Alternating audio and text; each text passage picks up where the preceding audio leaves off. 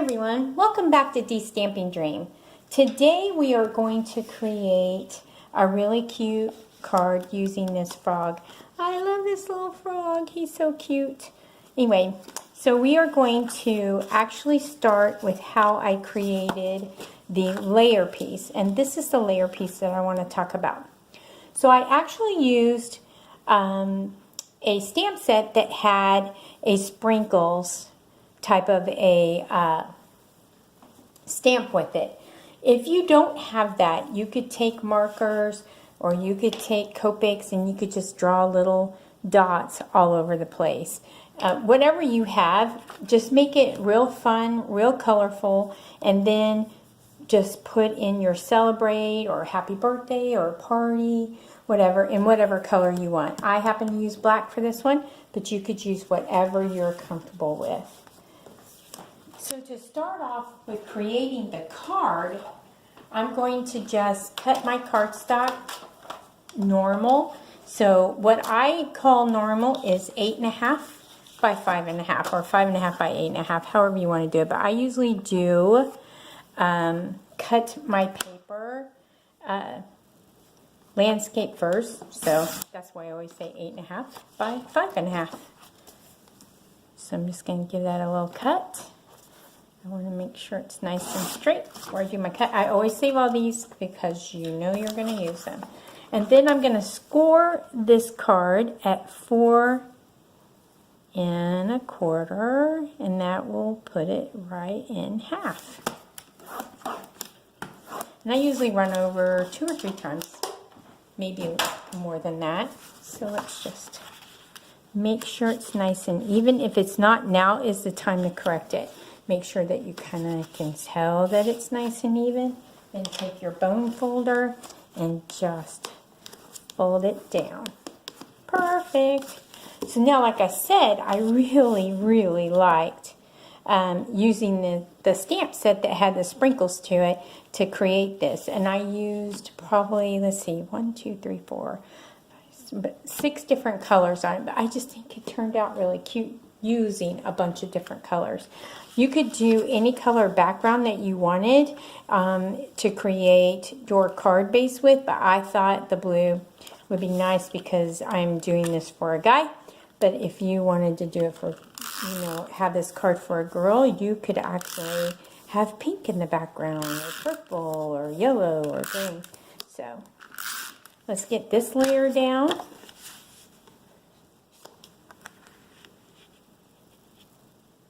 And this piece is cut at 5.25 by 4 right here. Then I took 2 layering dies. These ones are the stitch border dies, and what I say by layering is they nestle together like this. So the blue one is actually cut with the bigger square, and then the little frog is cut out on the smaller square. Now let's talk about coloring. I know I've mentioned this before. I have some Copics, I have some stamping blends, I have pencils, watercolors, and I've also used my actual ink pads to actually dip in with a, let me see if I can find it real quick because I know I have one. It's a water blender, I don't even really know what it's called, water blender thingy. That's what I call it. Everything's a thingy in my world. But here's one, and it actually has water in it. And you just get the water flowing by just squeezing the water out. So now this is nice and wet. This would be a little too big for anything too intricate, but if you were doing a background color, it'd be perfect. Then you just actually dip it in here. Let me get a spare piece. So after I've dipped the brush in there, you can tell that I can get color. Now if I want more color, that's pretty light, and this is a spare piece. It's pretty light, so I'm just going to really give a good rub and make it darker. I can add more water and have it more watercolor looking, or I can just keep building. And if you want to let it dry and then build again, let it dry and build again, you can build your color. It just depends on what you have on hand. I never want to say that you have to use one thing or the other. I will show you what I used on this card, and I hope I didn't get water on this. A little. Darn it. I'll show you what I used on this card, but by no stretch of the means do you have to use these. So I used YG17 green grass in my Copic. And then for his little belly and right here around his glasses, I used a stamping blend, and I used the dark pool party. And then for the cake, I used the pink layer right here, which is the bottom. I used, let's see, turn it around so you can see it. I think that's Pirouette, or light pink Pirouette, yes. And then for the middle, I used light Bermuda Bay, and these are both stamping blends. And then I used a Copic marker, which is V06 lavender for the top. Then for the candle, all I had with a smaller tip was this big marker for the red, and that's exactly what I used on it. So I did a mix of different markers, so use what you have. If that's what you have, then use what you have. Don't feel like you have to use one thing or the other. So I'm going to go ahead and get this adhered down, and I'm going to go ahead and just snail it down. You could turn it this way, you can make it really fun, but I just want to have it nice, straight. There we go. And then I'm going to, because I'm going to mail this, I'm going to go ahead and snail this down. If I was hand delivering this, I probably would go ahead and use a dimensional. But when I'm trying to mail something, I try to keep the dimensionals at a minimum, so that way it doesn't cost me more. So now to do the shading, and I didn't do all of the shading because I wanted to show you how I did that. I just used Y3 warm gray, number 3, and just go underneath them. It doesn't have to be anything perfect. You don't have to go clear to the edge. I did, but you do not have to. Okay?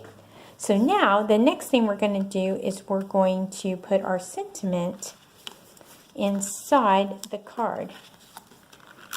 This sentiment is from one of our new stamp sets, but you could use any sentiment. I love it because it says life's too short to say no to cake. I just think that's so cute. So let me get this stamp set so you could see. It comes with life's too short to say no to cake, and then this so happy to have you in my life. I like both of these, and of course I like the cake, but I really like the font for both of these, so that's why I got that one. That's how I always choose my stamps too. I'm very frugal when it comes to my crafting. I would love to buy everything and have a whole entire craft room, but I'm very frugal, and I try to buy stamp sets that I know I could use, you know, for a long time.